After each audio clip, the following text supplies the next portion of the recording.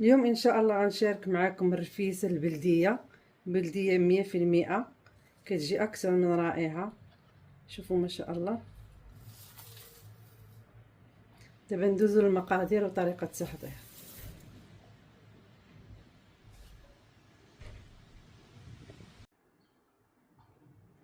السلام عليكم ورحمه الله تعالى وبركاته. نتمنى تكونوا بالف خير ان شاء الله.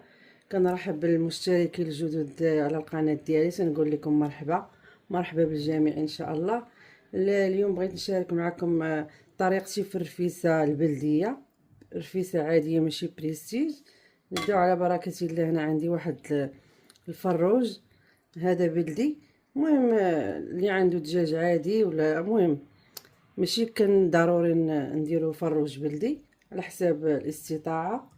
عندي هنايا العطريه، واحد معلقه ديال السمن، واحد دويمه ديال الزعفران، عندي هنا شويه ديال الزعفران حر، وشويه ديال معلقه صغيره ديال البصله مجففه، معلقه صغيره ديال الثومه مجففه، معلقه صغيره ديال البزار، معلقه ونص ديال السكينجبير.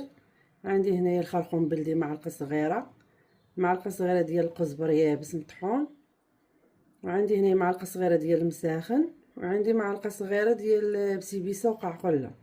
كتعطي الرفيسه واحد البنه رائعه. دابا ندوزو لطريقه التحضير. وناخدو هنايا باش غنخلطو هاد التوابل.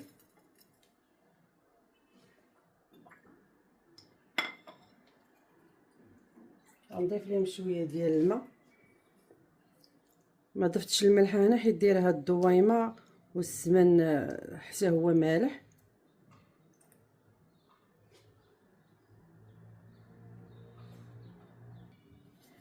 هنا غنخلطو هاد العطريه مزيان.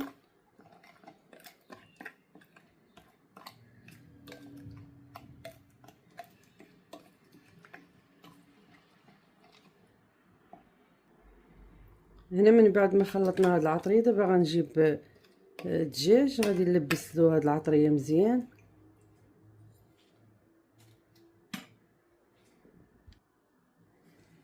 هنا من بعد ما خلطنا العطريه غنلبس هاد الفروج مزيان بالعطريه.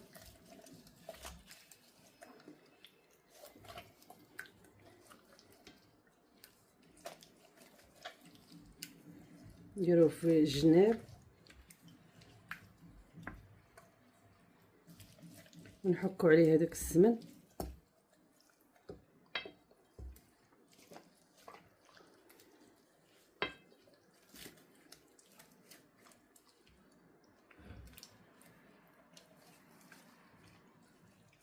صافي، وغنخليه واحد يترقد واحد الساعه ولا ساعه ونص باش نكملوا باقي التحضيرات.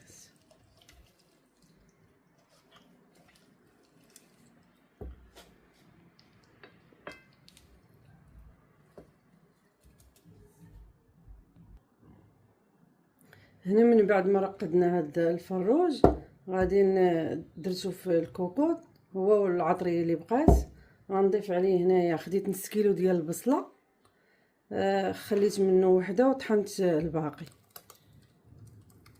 البصله مطحونه كتعطي الرفيسه واحد المذاق رائع.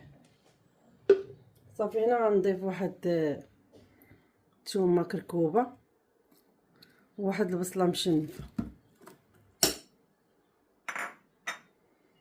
وهنا عندي الحلبه، خديت معلقه كبيره ديال الحلبه وواحد معلقه صغيره ديال حب رشاد.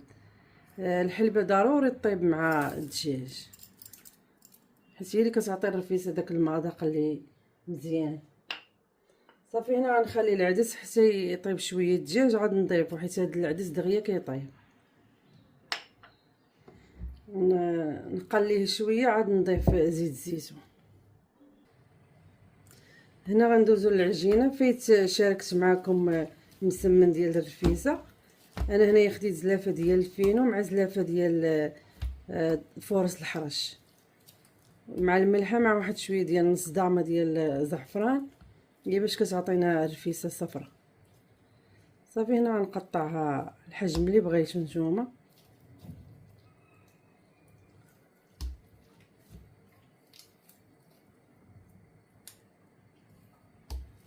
ونخليها ترتاح باش ندوز نطيبوها. هنا من بعد ما قليت الدجاج شويه ضفت الماء طايب، وغنضيف دابا واحد نص كاس ديال زيت الزيتون صافي، ونسد على الدجاج يطيب واحد تقريبا 10 دقائق ونضيف العدس. انا دابا غندوز معكم نطيبو مسمن. كناخذ هنايا ورق السولفيريزي كنقطعوه على شكل دائره، تندهنو بالزيت وتنبدا نورق عليه الفيز. كيساعدنا باش نحطو المسمن في المقله.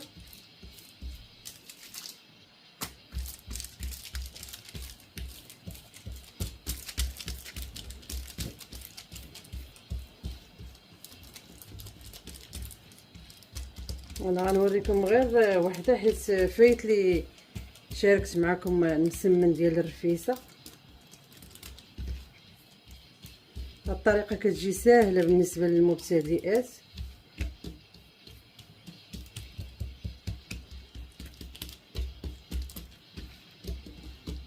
الطريقه كتساعدك تورقي المسمن اكثر. صافي ونهزو على هذا الشكل ونحطوها في المقله.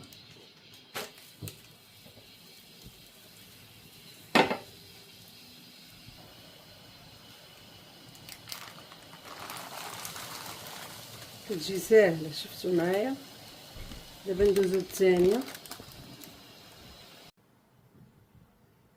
ها هو المسمن من بعد ما طيبته، شوفوا ما شاء الله كيف كيجي. دغيا تيوجد به ورق السولفيريزي كيساعدنا بزاف. دابا غنغطيه حتى يرطب وندوز نقطعه.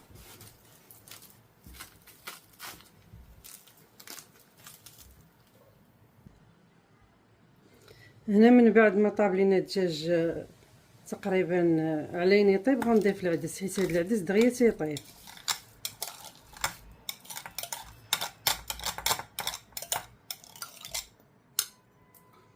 وغنضيف واحد المعلقه اللي كتعطي الرفيسه واحد المذاق مميز، هي معلقه ديال بودره اللوز. غنضيف واحد المعلقه كبيره.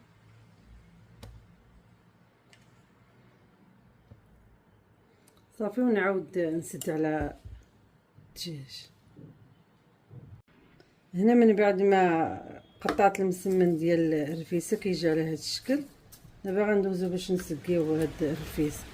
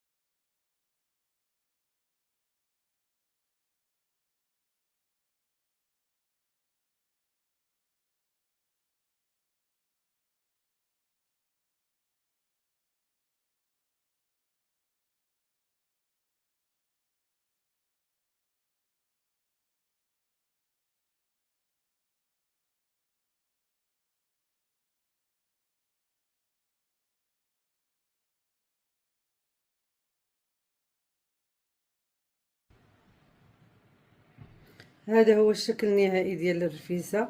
شوفوا ما شاء الله كتجي لذيذه. جربوها وبالصحه والراحه.